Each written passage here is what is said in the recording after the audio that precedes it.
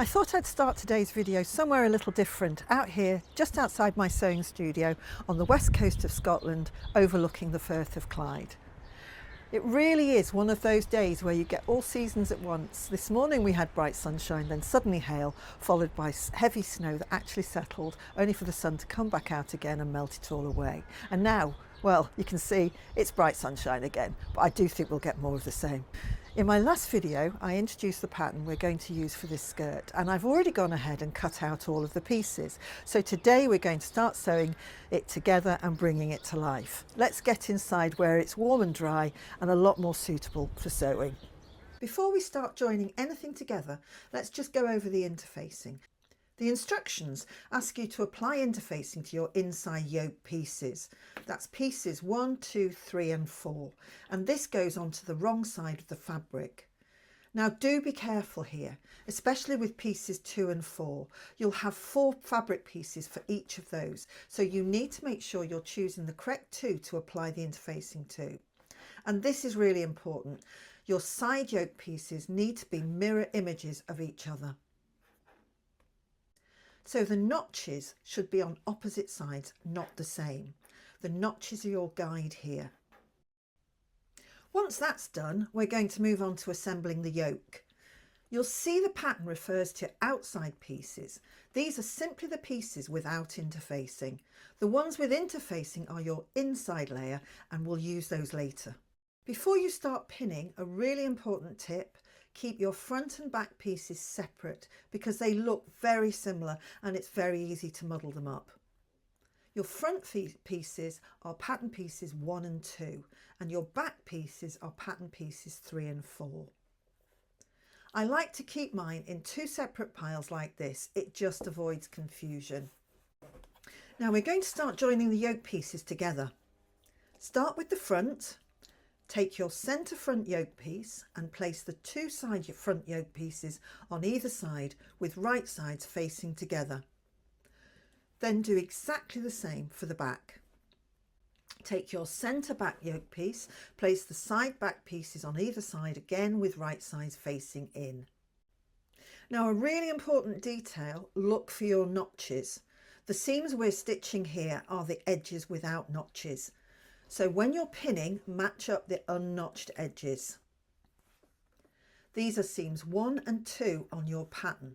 The notched edges will become your side seams later, so we're leaving those open for now.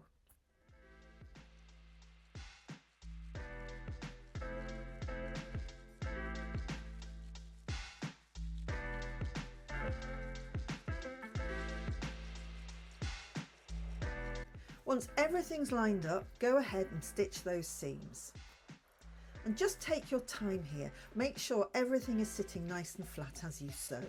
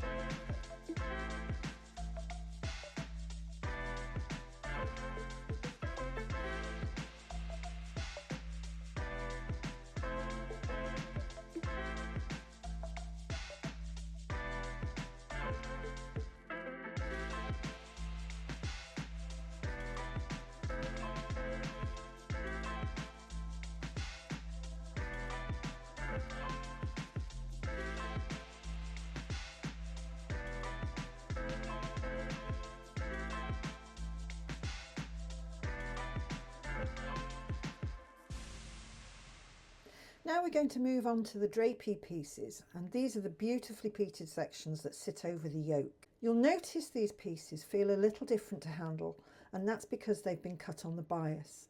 Cutting on the bias allows the fabric to move more freely, which gives us these lovely, soft, flowing pleats. I'm going to show you this using the front piece, and then you'll repeat exactly the same process for the back. You'll be working on the outside of the fabric, that's the right side. I've transferred the pleat markings onto the fabric using chalk so I can follow them accurately as I form the pleats.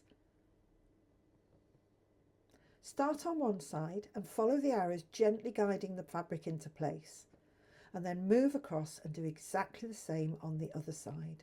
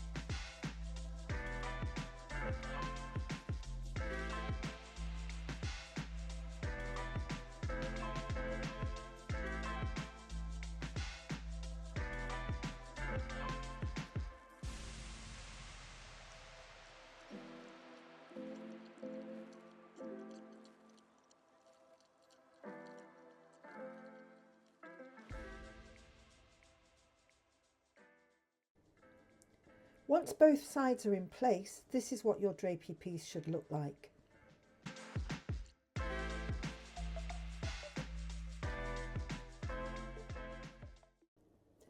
Once you're happy with how your pleats are sitting, we're going to secure them in place with a line of basting stitches. I'm stitching along the side edges just inside the seam line, and this will hold the pleats in place while we assemble the skirt. You can use slightly longer stitch length if you like, as this is just temporary.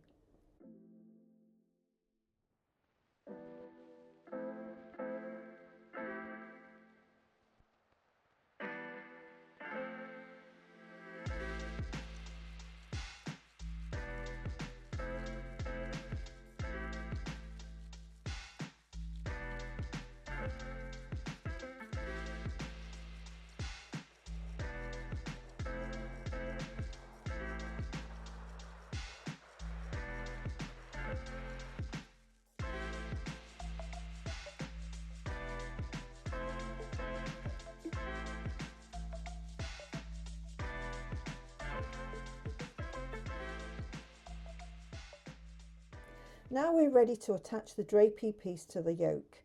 Place your drapey piece onto the yoke with the wrong side of the drapey facing the right side of the yoke, so the pleats will be sitting on the top. Carefully line up the edges and pin in place. Make sure you're attaching the front drapey to the front yoke and the back to the back.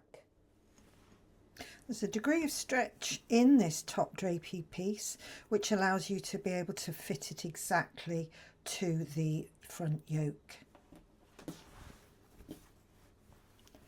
So when you pin, you can give it a quick pull, centre it up and pin.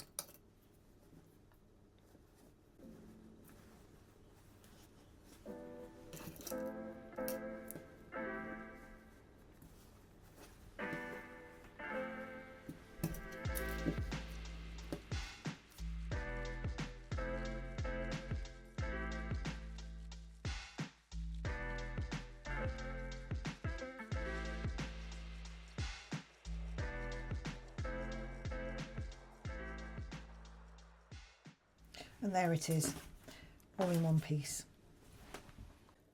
From this point on, you'll treat these as one single layer of fabric, so the drapey and the yoke will now move and be sewn together as one piece. Take your time with this stage. It's worth getting those pleats sitting nicely, as they really are a feature of the skirt. And once you've done the front, just repeat exactly the same process for the back. In the next video, I'm going to show you how to join these two pieces together, and we'll be joining them along the side seams here and putting in the invisible zip. So please join me then, and if you've liked what you've seen, please like and subscribe. Thanks ever so much.